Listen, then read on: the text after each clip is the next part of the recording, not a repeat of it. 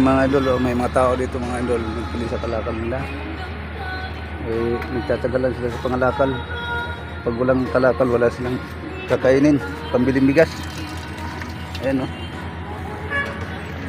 Ayan sila o.